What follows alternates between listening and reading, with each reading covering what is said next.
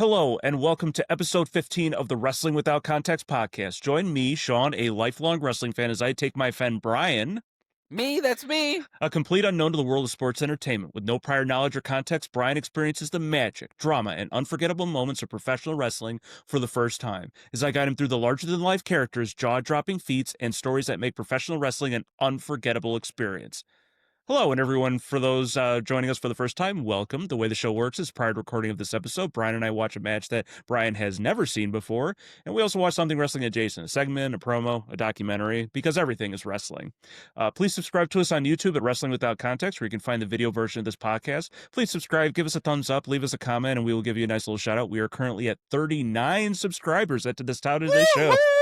Yeah, so we got to our dirty 30. Now help us get to our nifty 50. So you can also join us on Patreon, where you can subscribe for the low price of for only $2. That gets you access to the audio and video version of the show ad-free. You can also get bonus content, such as my bi-weekly show, The Heel Turn, where I get my unfiltered thoughts on wrestling, my life, or anything else that might pop into my head. This month, we'll also be having our mini bonus episode where Brian and I just watch a match and talk about it.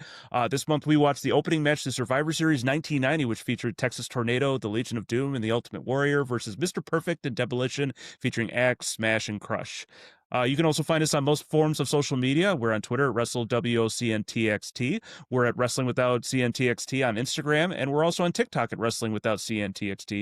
You can also click on the link tree for this podcast wherever you are consuming it for easy access to all our content and socials. Woo! Welcome back, Brian. It's been a minute.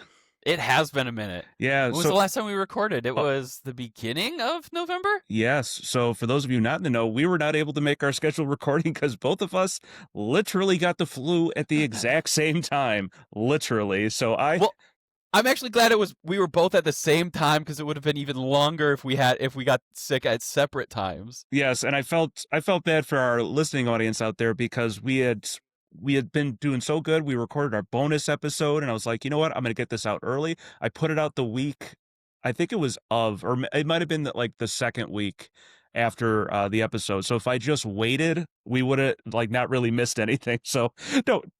Yeah, so I was like, man, that's what I get for being overzealous. So, yes, thank you for those of you that helped us get to 30. We had a bonus episode where Brian got to watch Giant Gonzalez versus The Undertaker for the very first time. So we kind of closed our book on Giant Gonzalez. It was magnificent. Yes, it was. Last time we watched War Games 91 with Flying Brian versus the Four Horsemen. So Brian got to see a War Games match. So just to jump right into it, I really, Survivor Series, especially now, is kind of synonymous with one particular event. So I thought it was fitting that we showed Brian Survivor Series 1997, which featured Bret Hart versus Shawn Michaels for the WWF title. So, Brian, this match, of course, I lost my notes. That's okay. This match was heated. There was something in the air, and it wasn't Phil Collins in Canada. I can feel it coming in the air tonight. Screw job. Yeah, I've been so we'll talk about the screw job. Someone got screwed. Oh yeah. Oh, I would say so. Yeah. So this particular night Survivor Series on November 9th, 1997, it was took place in Montreal, Quebec, Canada, at the Molson Center. Recorded attendance of 20,593. Dang. And other than the WWF title match that we watched, there were multiple Survivor Series elimination tag matches. We had the Godwins, Billy Gunn and the Road Dogg versus the Headbangers and the New Blackjacks. We had the Truth Commission, Jackal, Recon, Sniper, and the Interrogator, who defeated the Disciples of the Apocalypse, which featured 8-Ball, Chains, Crush, and Skull. Man, these team names are intense. Yeah, so then we had another Survivor Series match which featured Team Canada, which was Doug Furness, Jim Neidhart, Philip Lafont, and the British Bulldog against Goldust, Mark Miro, Steve Blackman, and Vader. And then we also had a singles match between Kane and Mankind. And then we also had another Survivor Series match, which featured Ahmed Johnson, Ken Shamrock, the Legion of Doom, versus the Nation of Domination, which featured D'Lo Brown, Farouk, Kama Mustafa, and a very young Rock. Oh! And then we had our return match, Steve Austin coming back from a broken freaking neck, facing Owen Hart for the Intercontinental title, and then we have our Shawn Michaels versus Like Bret a Hart. real, like a real broken neck. Yes, so I don't know if we'll ever watch the match. The match itself is pretty good, but it ends on kind of a downer. So Owen picks up Stone Cold Steve Austin for like a pile driver, but he sits down into it, and Steve's like, I knew my head was way lower than it should have been, so he sits down with his head in between his legs, and Like he does a real pile driver. yeah, and it Like what should happen with a pile driver. and yeah, Stone Cold talks about losing feeling in his leg. He couldn't stand. He eventually gets up and finishes the match and wins the match. Like Owen doesn't really know what to do. Dang! He won the match with a broken neck? Yes, he does. But it becomes like a lifelong issue for Stone Cold, where eventually he has to get like some kind of surgery and stuff like that. Oh no. So he's still fine now, but it shortens his career by a lot. So Oh sure. because he stops wrestling almost like 6 or 7 years later, basically. Okay. Yeah, so I mean, a pretty stacked card, but we have to talk about this match, this Bret Hart versus Shawn Michaels match, and you could like even Brian could tell that there was a little bit of There was tension. something happening. Like there was something going on before that match even started. Yeah, so like to give you a little context of what is happening prior to this match, even not behind the scenes, but storyline wise. So Bret comes back in Survivor Series the previous year against Stone Cold, and Stone Cold kind of keeps screwing with him, and Bret keeps losing matches to the point he gets pissed off and he's like, I hate America, I hate this. And they turn Bret, who's been a babyface for most of his career at this point, especially as champion. And he's like, I hate America, I only love Canada. So he's like, becomes a staunch Canadian. He reforms the Hart Foundation with all his friends. And so they go back and every time he's in a Canadian town, he gets cheered. Every time he's in an American town, he gets booed. And so it was like this wild time for the WWF. So he eventually starts going against Shawn Michaels, and him and Shawn prior to this didn't get along. Okay. Bret felt Shawn.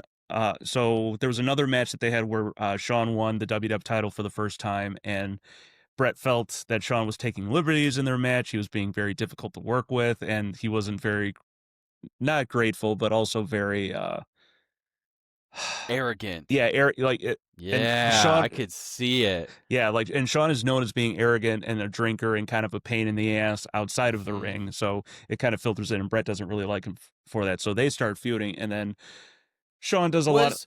Was Shawn Michaels, was he part of that crew? Remember that crew that was dressed up in army fatigues and they invaded the WCW? Was Yes. that Shawn Michaels? Was he in that crew? So D-Generation X, which is the crew that you're thinking of, him and Triple H, Hunter Hearst Helmsley, who you saw in some of the footage that we watched, were DX at this point. It was just them. Okay. So they're going to go into 1998. That footage we saw was April of 1998. Shawn eventually also gets a debilitating back injury and can't wrestle. So he is gone at that point. So they get new members basically. Got it. But same energy. Okay. Absolutely. Brian, I'm very surprised you remembered that. I remembered that. Aren't you proud of me? I know. So yeah, something clicked in your brain. So Hart Foundation, DX have been feuding with each other, and I'm trying, like, there's just so much because. So let's talk about one of the first signs we saw in this match was HBK equals fag. Ooh, we can't say that. Yeah, I know. So in 1997. Oh man, that was 1997, but that was still hard to read today. Like just looking at it. What was it? Sorry, I forgot what I was going to say. We're talking about the signage. I know we're talking about the signage. So they had a lot of offensive signs in there. They were calling China a man. They were like using gay as a derogatory term. Like it was, again, 1997, I suppose, but still, oofty goofty. At one point prior to this, Bret had called Triple H and HBK a couple of homos in a promo. Oh no. Yeah, so it's like it's just been like Not brutal. he's not Canadian nice. Yeah, not Canadian.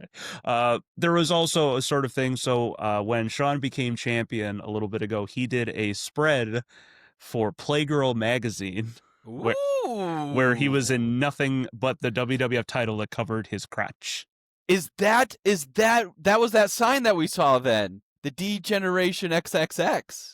I think you're talking about. Oh yeah, probably. One of the other signs, and it was four dudes in the buff, and they were just like had their junk covered with Canadian maple leaves. Brian, one of those was not a man, but was China. Oh no! Yeah, that I thought that was a little harsh. So they had a maple leaf covering China's groin area with a question mark because it's like, is she a man? Is she a woman? It's just very. It was very mean That spirited. is so mean. Yeah. Uh, so that Question: How yes, did China take all that? Like that had to be hard on her. I'm sure. What was it? Did she ever talk about it? Did I'm sure she has nothing that I can like point to being like I'm sure she Sure. hated it and stuff like that. She eventually gets a lot. Oh, she would have to. She gets a lot of cosmetic surgery, like they shape it down her jaw. They does something in her nose. She gets breast implants and stuff like that. So Oh, it's just she was just like this big beefy woman that they found in a gym, and Triple H had this idea. It's like, hey, what if she was my manager and stuff like that? Because it's very different. Because like she's sure. Yeah. most women managers were like small and dainty, and she's like almost as Mm-hmm. tall as they are. Yeah. And at one point, like she clotheslines people, and eventually she does start wrestling men at one point. It Yeah. becomes very cool. But they eventually put her in I'm sure we'll watch it at some point. They call it a homemakers match where it's her and another, a wrestler. And they fight with like a whole bunch of kitchen stuff. Like there's pies, there's food, there's trays and stuff like that. So Okay. she does win that match. So Good. yeah. Good. So there's like a lot of like bickering back and forth. And then I guess we kind of have to talk about it. So the thing that Brian didn't realize, and that you could kind of see, and then Brian wasn't exactly sure because there were some signs in the crowd that said, "We'll miss you, Brett. Brett sold out." Uh, the store, Oh, I didn't see a Brett sold out sign. I just saw the miss you signs. it, Oh, they might have. oh, is that the dollar sign one? Yes, we'll miss you, Brett, with dollar sign. Uh-huh. So a couple years prior, Brett's contract was up, and WCW was negotiating with him. And Mm-hmm. Vince McMahon comes to him and was like, "I'm going to give you a 20-year contract with all this money." And Brett's like, "You know what? I want to finish my career here. Great, let's take it."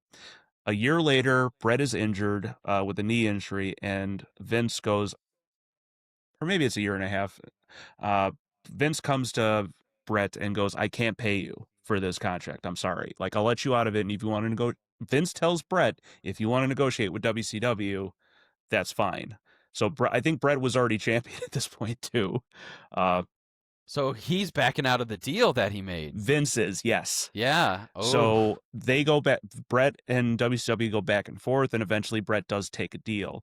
So now the question becomes: is how do we get the belt off Brett? Because Mm-hmm. there's always been this age old thing of wrestlers leaving territories and not doing the job on the, they call it doing the job, like losing to another person so that they don't take the belt with them, which I find hilarious because when Ric Flair came to the WWF in the early 90s, he took the WCW or the NWA WCW belt with him and was dragging it behind him like it was a piece of shit, Oh, to dang. the point that they put like a cease and desist against him to stop doing that. Ooh. So again, Yeah. Vince is afraid of what he's done to another company is going to happen to him.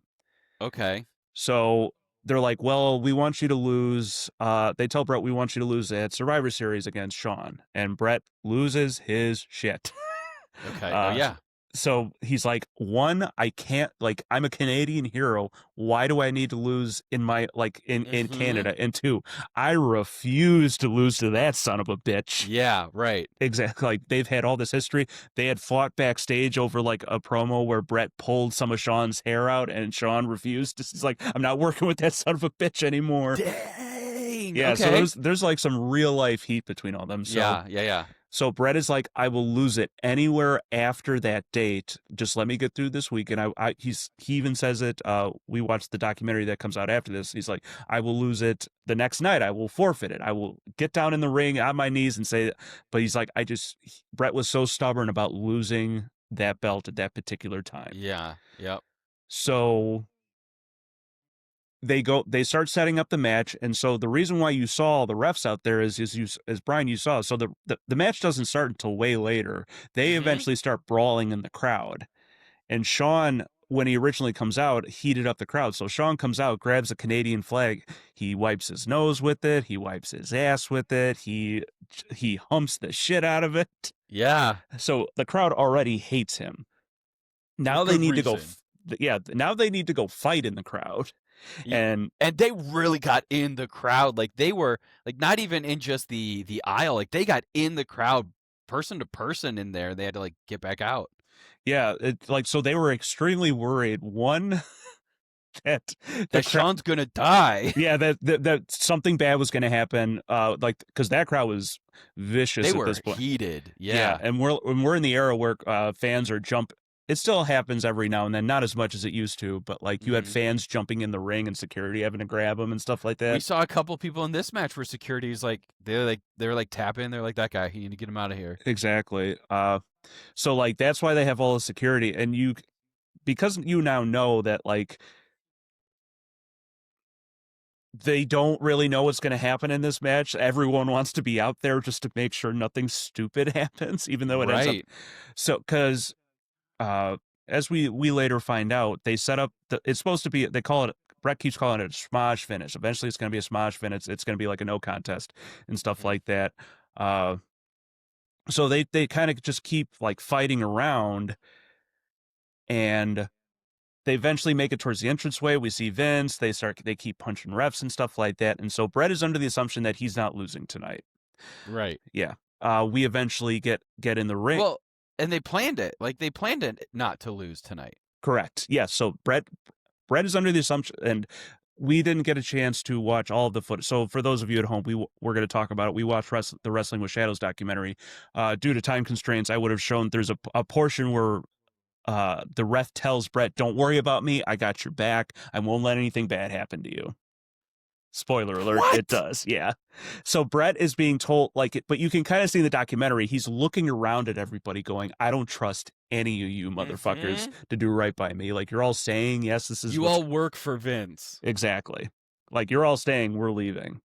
So they eventually get the match in the ring, and it's a very physical match. Like, they do some wrestling. It was a great match. I loved it. The match itself was so good. Yeah. So yeah, Brian gleefully unaware of what's going on. But like, so that's the other thing is, it's now sort of come out that Brett's going to be leaving after he's either going to be leaving real soon or right after this match, and so that's why JR says like this might be his last match in the WWF. And so like everyone in the crowd is like, "We love you, Brett. We'll support you, Brett," and stuff like that. So everyone kind of knows something weird's going to happen. Yeah. So there's a lot of flag choking in this match. There is so much flag choking. Yeah. So American flag, Canadian flag. What did they say? The Montreal flag. Yeah, the Quebec flag. Yeah, the Quebec flag and stuff like that. Like, it's like everyone's just throwing their nationality in the ring. Like, choke him with this one. Choke him with this one. Shawn Michaels at one point breaks a flagpole over his leg, and then tries to stab Brett with. Yeah, so as we talked about in our watch along, Brian always jumps to the murder portion of the wrestling. He's like, I'm "Oh my God, worried. Someone's gonna murder someone." Even, I mean, it might be my fault because we did talk. I did show you the Undertaker technically getting murdered by being. Everybody dies in these matches. Yeah. I watch it. Everybody dies. Everybody goes away. Brian just cries the whole time during a wrestling match because he's worried. He's dying. Yeah, it's like the Simpsons meme. He's like, stop, he's already dead. It's either that one or me sitting in the bus saying, everything's okay. Yeah, no, I'm in danger. I'm in danger. Brian's into the Ralph Wiggum of the wrestling universe. Oblivious. I wish I knew Simpsons references. God damn it, Brian. I've only seen the Simpsons movie. That is the only one I've seen. That is a very good movie. Spider Pig. So back to the match. Sean tries to impale Brett with that pole. I'm trying to think of other things that are sort of happening. choking. There's a lot of Yes. choking that's Yeah, a happening. lot of choking, a lot of headlocks and stuff like that. Slams on the stairs. Yeah, so that was a pretty gnarly move. Sean picks up on top of the stairs, the steel stairs. He picks Brett up like he's going to suplex him over the top, but then he kind of just drops him on his face and stuff like that. And there's a lot of leg work going on in this match.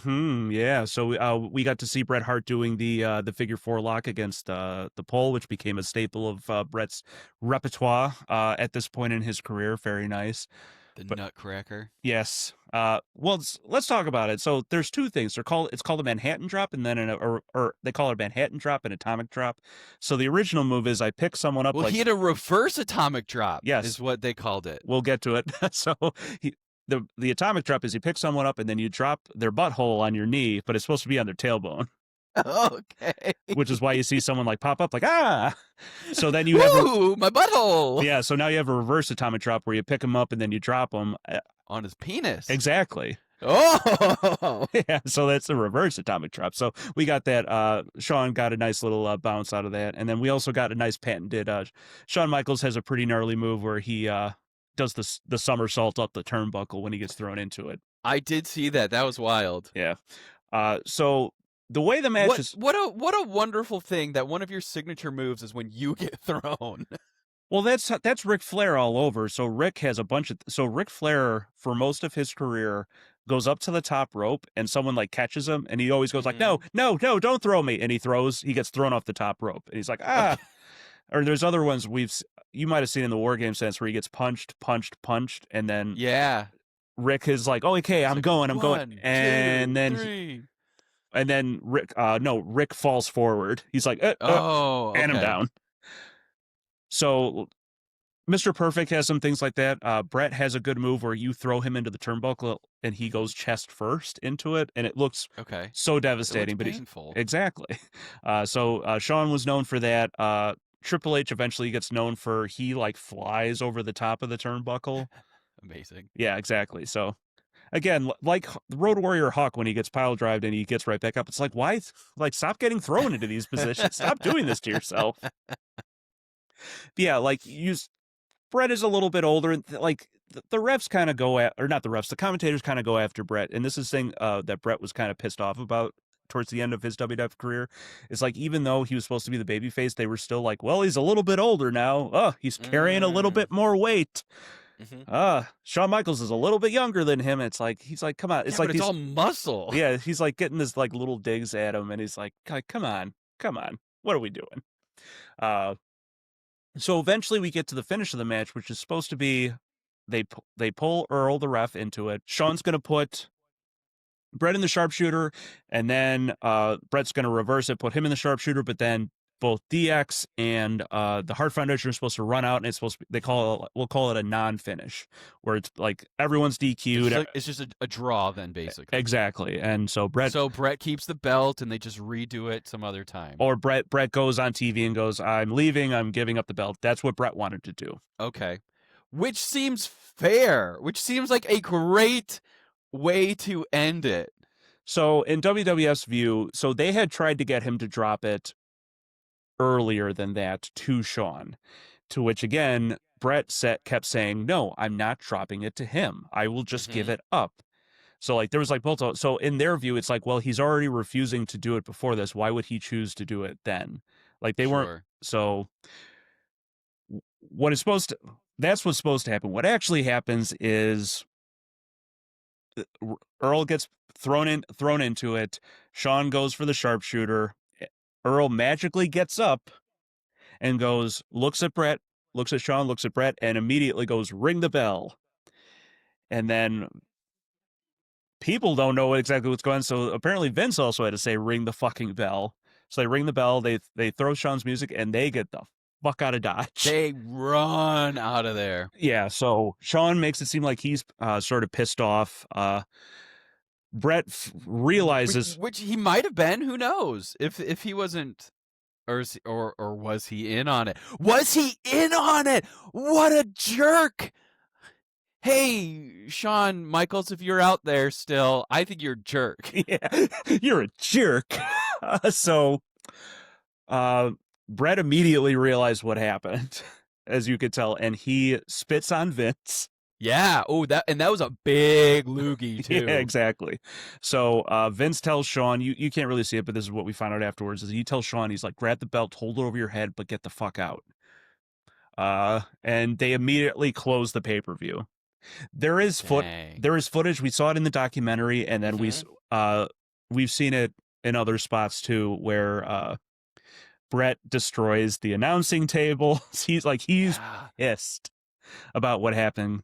And then at one point he gets in the ring and double birds. He does the double birds, but you don't see it in this. He mimes the letters WCW because that's where he was going. He wasn't. Oh, okay. He wasn't supposed to go until January of the next year, so he still had like.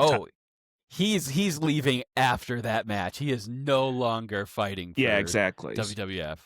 So that was. So let's talk like a little bit about that. Or do you actually? Let's talk about. Let's talk about this fallout. So what was the fallout? Because if he released this documentary, everybody should have been pissed at Vince McMahon. So we can talk about that. So we can talk about what's sort of come out afterwards, and we can talk about the documentary. The documentary that we did watch after this for Everything is Wrestling segment is we watched the documentary Wrestling with Shadows. So I had to like look this up because I'm like, why? It was like perfect timing that they were filming this documentary about him at this time. Yeah, why were they doing that? It was just a Canadian documentary that was just filming him as like a national icon and stuff like that. And it was like, oh, this is like a day in the life. What a great time to do it. Exactly. And it turned into this. So they were getting behind the scenes footage. And so the footage we watch is it only take the documentary itself takes place over many months, and it's about his decision and leaving and stuff like that. And the match itself. Was this the end? Yeah, that is the end of the documentary. Yeah, there was only a couple minutes left from where we ended up watching. We watched like the last 10 minutes of it, which features day of footage, the match itself, and then the aftermath. So Sean goes to the back, Vince goes to the back. Vince locks himself in his office. In the ladies' locker room. Yeah. Ladies, help me.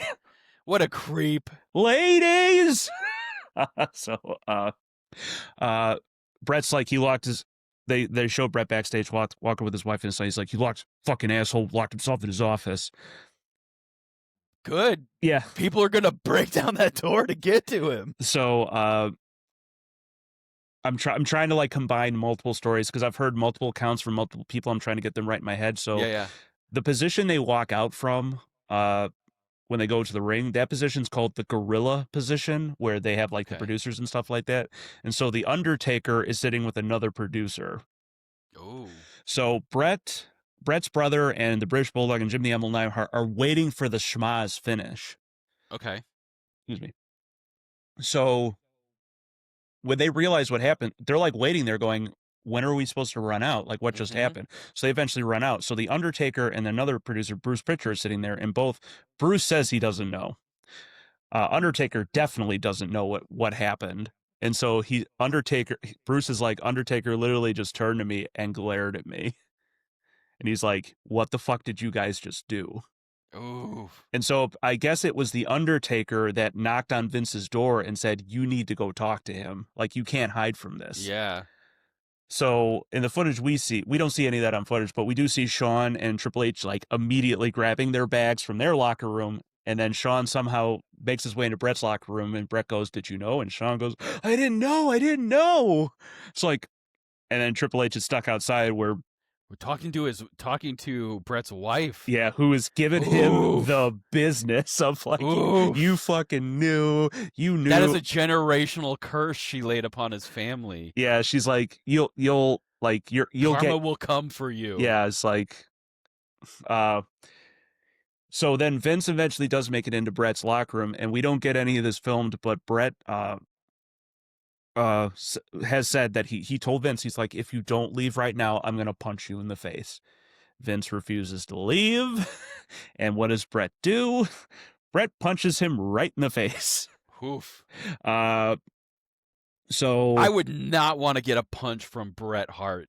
That dude looked jacked. Yes. Oh boy. And apparently either Vince breaks or I think he tears an ACL and breaks his ankle or sprains his ankle in the same incident where Dang. and someone said people are like, he got hit so hard he like turned on himself, but no, other people that were also in the room were like, no, someone tried to catch Vince and he like collapsed over them basically, and that's how it happened. Because you Oh see man. Vince limping as well as he left the locker room, because we do get that footage. So aftermath for that is like the entire locker room is just pissed now, and apparently everyone calls Brett and is like, there's going to be a mute, like we're not coming to Raw the next day because they're filming the next day. Yeah. Mick Foley, Mankind's like, I'm not coming and stuff like that because he was really upset about it, and none of the wrestlers follow through on any of it. Everyone shows up except Mick basically, and Mick kind of has to be talked into going. He's like, I'm kind of left out in the cold. No one's supporting me on supporting Brett, so I have to go back now. Yeah. Oh. And so Brett never comes back to the WWF, not until much years later, because it becomes. He does come back though after all of this. So again, I'm trying to figure out where points in the story. So basically, it's never been confirmed. I mean, it's kind of been confirmed, but basically what had happened is they do the finish with Brett. So Vince, Shawn Michaels, Triple H, Pat Patterson, and maybe another person are like, we can't let him leave. At one point, I think that both were told, like, hey, be prepared. They call it shoot. It's like, be prepared to be in an actual fight in case something happens and stuff like that. Like murder. See, it always comes back to murder. Yeah, so even the ref knew. Obviously, the ref had to know. And so they basically, it's like, Shawn's like, as soon as he gets me in the sharpshooter, or as soon as I get him in the sharpshooter, just like, they're all just like, we'll ring the bell and that'll be it. But this is a live event. Like, there's rules for it, right? Nah, just it's Vince McMahon's world, and we just all live in it, Brian. I'm sorry. So when I described this event to you, I told you, Brian, I was like, it's called something else, but we're gonna call it Survivor Series '97. This incident eventually becomes known as the Montreal Screw Job. What a great name! Yeah, so the Montreal Screw Job. It's one of the more infamous moments in all professional wrestling, where like it's just. Is this up there with the guy throwing the other guy through the pane of glass? More so like when real stuff happens outside the ring and affects stuff inside the ring, basically. This is Flying Brian with the gun. Even worse, like even more than that. Oh dang! Like if you had to talk about, like, not necessarily best wrestle matches, but like top 5 moments in the history of wrestling, this is definitely up there. Holy moly! Okay. Yes. So again, everyone tells Brett, "Don't worry, we're not going to screw with you," and they end up screwing him. So that sucks. So like everyone now knows too, because everyone starts reporting on it and stuff like that. And Brett's very vocal about like, yeah, fuck them, they screwed me and stuff like that. So Vince eventually does an interview. Maybe we'll watch it sometime, where they're like, well, why addresses this? Yeah, why did you do this to Brett? To which it becomes the famous line of, I didn't screw Bret Hart. Brett screwed Brett. How dare you, Vince McMahon? Where he basically said, he's like, he didn't want to do business. There's a way things are done on the way out, and he refused to do them. So it was, and Brett's always like, maybe Brett could have just said, okay, I'll do it. But like, he's like, it didn't make sense from a storyline perspective because I was such a big Canadian hero. Why should I lose in Canada? And two, he's like, this guy's an asshole. I told you, I will lose to anybody else in this company, not that motherfucker. So Brett eventually does go to WCW in a couple months. It's actually very funny. So the next night they have WCW Nitro, and they have Eric Bischoff with his NWO group come out with Canadian flags. Good for them. Yeah, but unfortunately they don't know what to do with Brett. And eventually Brett doesn't have a very long career in WCW. He gets a bad concussion. It eventually ends his career. Shawn Michaels is also not long for this world. Is he dead? No, sorry. I realized as soon as I said it, I'm so sorry. Oh no! Woo! Not long for the wrestling. Sorry about what I said about you being a jerk, Sean. So he eventually gets a bad back injury. He comes back in like 2004, I want to say, but it's always like this sort of like thing hanging over it, because people will chant it at him, going, "You screwed Brett. You screwed Brett." And not like to get too far down, but Brett eventually comes back around like 2009. Not in any sort of wrestling capacity, but they do like a meet with Shawn Michaels, where they kind of bury the hatchet, but Bret is still like he's still a Yeah. because Shawn eventually becomes a born again Christian. He gets a family and stuff like that, so he kind of mellows out and Does stops he being. watch the Little Donut Shop? I'm sure he does, Brian. Yeah, good. Yeah. But yeah, this is sort of like the, and they kind of talk about it. Bret had been wrestling for 20 years at this point. He knew he wasn't going to be wrestling that much longer. He just wanted. He's Hmm. like, I just want my future provided for and stuff like that. Yeah. And he even says he's like, I've missed 2 dates in like 14 years of working for you, Vince. You can't give me one thing. Right. Yeah. So like That's rough. yeah, that's the Montreal Screw Job. There's a lot of like things that people have talked like, what if Bret had stayed? What if WCW had actually used Bret correctly and stuff like that? Because Vince also said that he's like, I don't think they're going to know how to use Bret Hmm. because he's got like a very straightforward character, and like wrestling at this time was going towards more real life characters, and Bret was still Okay. part of that new generation of like he had a job, he was the hitman and stuff like that. So Sure. yeah. Whew. So Brian, what do you think about all this? Oh, so much. I really like the match. Like that is the type of match I think I enjoy watching. Like it was really good. It was really physical. It was really a lot of flips, a lot of throws, a lot of outside the ring action, which was really good. But ooh, like it felt real. Like I mean, it was real. Like that was real tension. Yeah, Bret and HB, like as much as they hated each other, Bret and HBK always had great matches because Sure. they both sell very well. They both have Hmm. physical moves, but they can also wrestle. It's not like Yeah. watching Hulk Hogan where he's just hitting you for 20 minutes and then Right. maybe a Right. body slam or something like that. Like these guys can move. Hmm. And which is why Shawn Michaels is one known as Mr. WrestleMania, is known as is probably on a lot of Mount Rushmores as best wrestlers. Bret is Oh wow. Okay. probably one of my because Shawn does go away for about 5 years with his back injury, and he kind of eases his way Hmm. back into it. But he does wrestle probably another decade after this Okay. and stuff like that. Unfortunately, he does go to Saudi Arabia with Triple H in like 2018, 2019, I want to say, and Getting that Saudi money. yeah, and unfortunately has probably.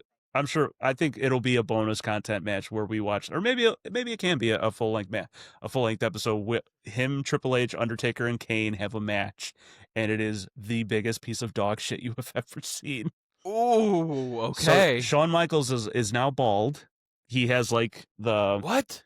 the That hair was glorious. yeah, I know. He eventually just lets it go, basically. So he has a lazy eye now. His teeth are all messed up. So like he is not a sexy boy anymore. Oh no, poor guy. Yeah, and he talks about the lazy eye where he's like, I just got kicked in the head, and he's like, I It felt just it. didn't come back. Yeah, exactly. It just never came back. Uh, but yeah, I was glad unfortunately, this is how I got to introduce you to Bret Hart. Bret has some much better wrestling matches and stuff like that. Bret and So this is on the top 5. One of the top 5. Is this our first maybe top 5 wrestling events moment. of I would of call like memorable I moments? would call Hogan and Andre just because of the significance of the business Okay. at that time, because that's like when we are now skyrocketing into the Hmm. stratosphere of wrestling into the I'll call it subculture basically. But like, I know where the stratosphere is. yes, It's right above the troposphere, yes, and we have to learn about that when we fly airplanes. woohoo! Woohoo! Brian teaching us stuff now. See, but yeah, like if you had to like talk about like pinpoints in wrestling history, Montreal Screwjob is like one of those points because Okay. like the reason why Vince can't pay Brett is because they're losing so much money, and WCW is kicking the shit out of them in the ratings at this point.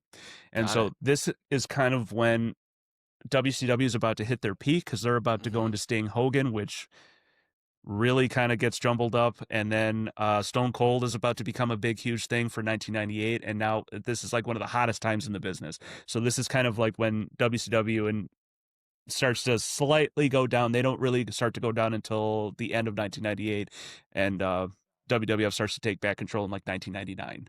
Okay. So it's and like some people refer to this as sort of like the start of the Attitude Era, basically too, Gotcha. Okay. which is considered one Which, of the yeah. like if we had to talk about eras. So Hogan is considered the golden era. Shawn Michaels, Bret Hart is considered the new generation era. Right after new gen is the Attitude Era, and then we move into the ruthless aggression era. Oh, golly. Okay. And I think I feel like talking about wrestling nowadays, people are calling this point in WWF history the Ruthless Depression. The Ruthless Depression. Oh Yeah, no. yeah. All right, so that was Survivor Series 1998, the Montreal Screw Job. It's gonna get my con team, the group of con men, my Ocean's 13. All right, we're gonna go do the Montreal Screw Job. Yeah. Who we screwing Who we today? screwing today? The whole city of Montreal. You son of a bitch, I'm in. Yeah. All right, so that'll about do us off. Thank you so much for joining us on Wrestling Without Context. You can find us wherever you get your podcast. You can find us on our YouTube channel. Please like, subscribe, leave a nice little review. It helps the algorithm. You can also join us on Patreon, where you can receive this podcast and bonus content for only $2. You can also find us on most forms of social media: Twitter at Wrestling WCNTXT, Instagram Wrestling Without CNTXT, TikTok Wrestling Without CNTXT, and you can click on the link tree for this podcast wherever you're consuming it for easy access to all our content and socials. Brian, we have a little bit of time left. How you been? What you been doing? What I've been doing. So I just got back. We celebrated Thanksgiving early with my family this past week because I'm going to be here working over Thanksgiving. So, so that's what I've been. Turkeys don't fly, but Brian Turkeys does. do fly sometimes, just a little bit, just a little bit, just a little bit. But yeah, so that's kind of what I've been with the last week. I finished a book. It was my 17th book this year that I finished. Wow. That's crazy. I've never had that much time to read books, which is. I wish I had time. So yeah. I definitely. What about you? I definitely went on a little bit of a kick with some audiobooks. So like I said, I did Shogun. I did the Parker. Shogun, yeah. Did the Parker book. What book did I read? Oh, I did Death of the. So I think. A Salesman? Yeah. No, yeah. Oh, jeez. Arthur Miller, man. How did that man get Marilyn Monroe? Let's talk about that. Dedicate a whole podcast to this. No, so I read, it's called Death of the Territories. And it's you were talking about that, about the territories of the wrestling world, right? Yeah. The territories of the wrestling. Of the wrestling. So it is a book I do own. It's very matter of fact. Mm-hmm. And even the guy that's narrating the book sounds like AI. It's like, so-and-so did so-and-so on this date. And stuff like that, and it gets a little technical for my taste, so it was good to like at least hear it. But it's good to see what it's the story of like how Vince basically just takes over everything, gotcha. And how like no one could the NWA, the association, couldn't agree on anything, and Vince ends up buying all these TV rights and stuff like that. So Vince was just ahead of the game, and then eventually I was like, you know what, I'm still in this, so I it's a book I've read before, but I picked it up on audiobook. It's called Nitro, which is basically the oral history of WCW Nitro. And I'm kind of in a wrestling book sort of kick right now. Nice. Heck and then for those of you at home, I've thrown this in my group chats and stuff like that. So I always love finding things I have never seen before, especially when it comes to wrestling. And unfortunately, Peacock is horrible to navigate and doesn't really have a bunch of stuff to find. And now that Raw went over to Netflix, we lost a lot of the Raw library to Netflix and stuff like that. I don't know why. But there is something on YouTube. It is called the WWE Vault. And it has like all these unaired house shows, and like all these pay-per-views and documentaries and stuff like that. So I've been getting like a real kick out of some old school wrestlings. I've saw one. It was called The Big Event. It took place in Toronto, and like big matches were like Ricky Steamboat versus Jake the Snake, and then you also had Mr. Wonderful Paul Orndorff versus Hulk Hogan, sort of before their big WrestleMania feud. So Mr. Wonderful, isn't he on Shark Tank? Different Mr. Wonderful. I would love to see him wrestle, though. Somebody get in the ring with him. Yeah, I finished the second Warhammer Space Marine game very quickly. How was it? Was it good? I liked it. If you like Gears of War, for those of you out there, what was it? I recommend checking it out. Did it have a good narrative? Yeah, it was pretty good. You still need to play the first game to really understand, and the Warhammer universe is just so big that you. I tried to wiki it once, and I was just like, "What's going on?" Yeah, exactly. So like it. Because I've read the first book, and they call it the Horus Heresy, and it's like they're like little books and stuff like that, but it's like a 50 book thing and stuff like that. So it's just like, but no, I got excited. I started looking at PlayStation sale, and I was hoping to see the new Ghost of Yotei on there, and I don't think I've seen it drop in price yet. Yeah, it's still pretty new. Yeah. The New Game Plus comes out tomorrow, so I might have to play again, just be OP the whole time, though. Yeah. Well, I did see Assassin's Creed Shadows, which also takes place in feudal Japan and stuff like that. Yeah, So, that was pretty good, too. I really like that one. and I still need to. Have you finished Death Stranding, too? Nope. That was about to say it. That's actually on the list. Yeah. Well, as you can kind of see behind me, I finally got the books up. Right there. Nope. Sorry. It's this opposite camera thing. Sorry. All right. All right. One of those big black blobs behind you. Yeah, so I kind of blurred out. But I finally got my books up and stuff like that. But I still have boxes behind me, so I can finally sort of empty out this room. And I've decided I'm going to get like one of those little the gaming chairs that sit on the ground. Ooh, those look really nice. Yeah, exactly, because I have no room for like a couch or another chair in here, and this sits perpendicular to the entertainment unit that's over my side. So, yeah. If only it had wheels or something. It's just weird because I need to put my. It's weird, man. You're newfangled chair. No, I want to put my feet up when I don't like sitting straight forward and like leaning forward, basically. Like, I want my feet up, and there's no footrest on this. And so I know what you're getting for Christmas. It's a footrest. Exactly. Well, I have an ottoman, and I've also looked at. So there are gaming chairs where it's like something comes out from underneath the seat. Ooh, but I'm that's like, cool. I can't justify another chair like the one I have, and this is also I also got this chair for a very good price. So yeah, I'm looking forward to the end of the year. I'm going to go on vacation. I have some ideas. Where are you going? Nowhere. No, it's Christmas. I'm not going anywhere. Okay. Yeah, the way I pick so I have to pick my vacations a year in advance. So I'm going to pick my 2026 vacations. They call them furloughs for us in about a week. So I'll probably have a July 4th furlough again and a Christmas furlough as well. Nice. Good. So, yeah. So that'll about do it for the rest of Without Context. Thank you guys so much for joining us, and we will see you next time. Bye!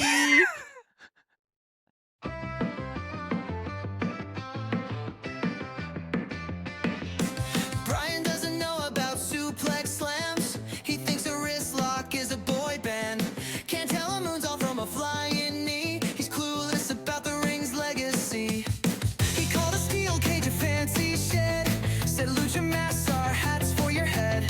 He thinks the Undertaker's just a grave guy. This poor dude's living a wrestling lie. Brian doesn't know the ropes or the show. Tag teams and belts are all Greek to his soul. Every finisher he calls a weak spin move. Brian doesn't know he's got nothing to prove.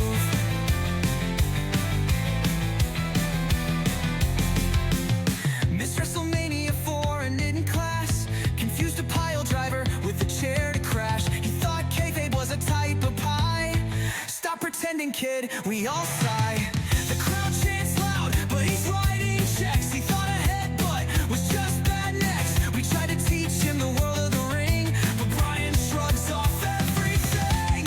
Brian doesn't know the ropes or the show. Tag teams and belts are all Greek to his soul. Every finisher he calls a weak spin move. Brian doesn't know he's got nothing to prove.